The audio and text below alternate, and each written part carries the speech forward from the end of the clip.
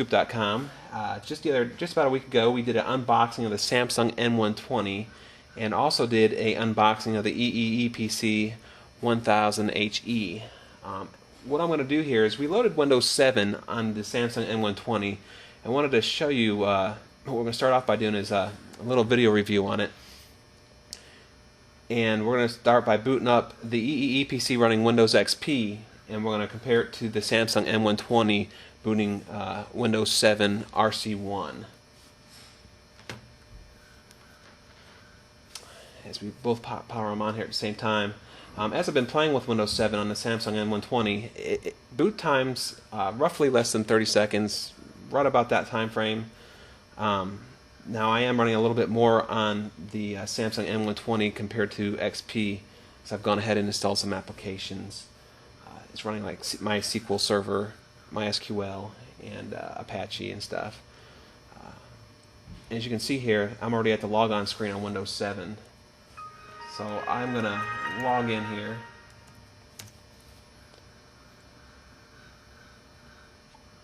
And of course we're going to have a slight delay because I've got to do the logon.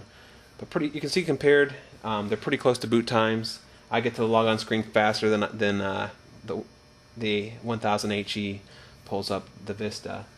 I'm sorry, XP. Let me go ahead and start by showing you some of the features here on the N120. Now, of course I'm running Windows 7, and the sound, let's start by talking about the sound. The N120, the sound is a very crisp and clear compared to most other netbooks I've seen out there. And one of the things is the speakers being on the sides here, the monitor. That's been a nice bonus as I've been playing with this laptop over the last week. Plus it's also got a subwoofer on the bottom, which does help when you're playing movies. Now it's not a very loud sound, but it's a very crisp and clear sound. Even when you shut the lid, you don't even notice the difference between the sounds. So if you want to listen to music at night, you're in a hotel room, you're traveling, it makes it a nice option. Now Windows 7, Microsoft's gone ahead and changed quite a few things. Down on the taskbar, they got what you call pinning icons. You can pin your startup down here. Let's start off by showing you like Internet Explorer. Now the performance on it is pretty good. IE8 boots up pretty quick, as you'll see here. Of course I'm on the wireless. Let's go ahead and pull up netbookscoop.com as I'm typing badly here. And you can see the page loads pretty decently. And of course we've got our current articles out here. Now, one thing that Microsoft has done is now with Internet Explorer, if I right click and open up a new Explorer, it stacks them. So instead of bringing them out down across the display here, it stacks them automatically. Now one of the nice new features too is as you hover over the taskbar down here, you can highlight which browser session you want to do. And this happens with all programs. So if you had multiple Excel documents open and you're looking for a certain one, you can go through here and highlight the different ones. And it kind of makes a nice feature. If you don't want any of them, you pull off back here. Here's a better example. If I minimize both of these and we hover, it pulls them up in the background, and then we can jump off if we don't want any of them. The Windows Media Player, because if you're like me, you like to watch movies, especially when traveling, give you a good, let's open up a movie here and see how well it plays. I've been very well pleased with it.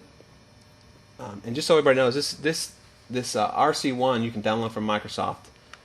Anybody can download it, and it is RC1, so it will change several times over before it gets released to final production. But as you can see here, I'm playing Cloverfield, and you can see the quality of the video. The displays, it's got some reflection but not too much, and it gives it a nice, the multimedia look and feel of it is great. Let's move on, skip ahead in the movie here a little bit, but you can see,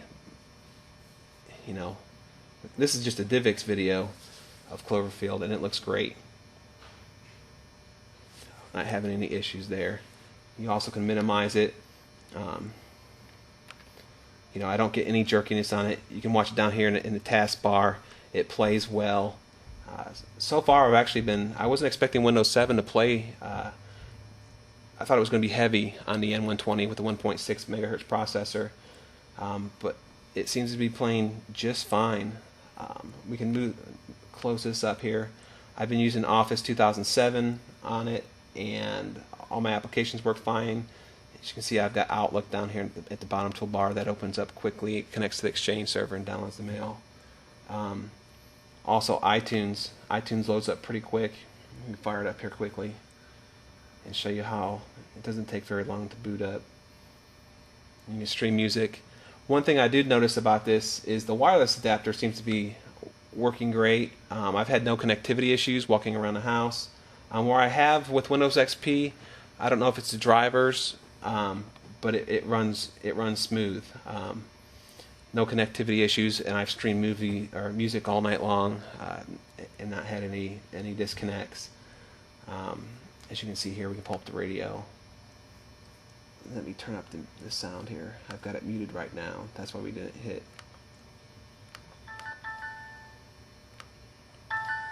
Here we go. As you can see here, let's drop this down.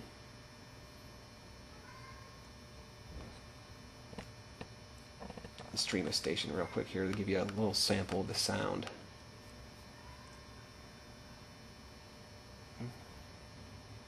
Play a little bit of pop music.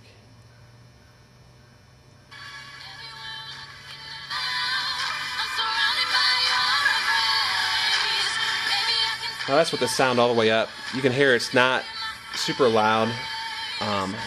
Not sure how good the sound quality will come out in the video, but it does have a nice crisp and clean sound.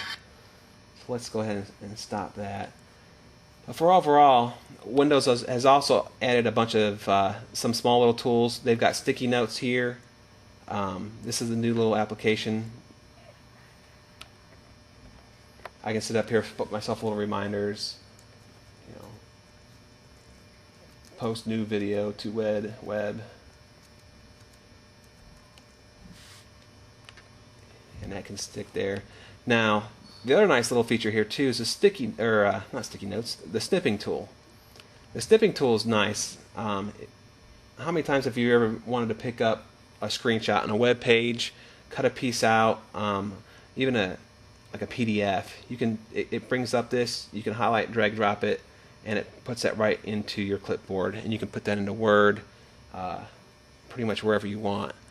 So that's just a nice little feature that Microsoft's put up there. They kind of had a feature like this in OneNote, but they brought it to Windows 7. There's also, I don't want to save this. Let's close this out. Some of the other things too they've done is they've brought us quite a big handful of games. Let's go over here to games. And there's probably 8 or 9 games here that they've got listed. I got an automatic update there for games, but they've got internet checkers, of course, nothing new there. But they got this Purple Place. They've got several different games on here that are kind of fun to play when you're killing time. So far, Windows 7 looks good.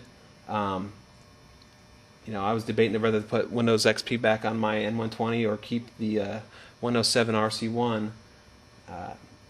But just to give you an idea also, when I did load Windows 7, it loaded very smooth, had no issues with drivers. In fact, let me show you here. I've installed no extra driver software from the manufacturer, from Samsung at all. If we go to a control panel and let's see here. Let's go to our system.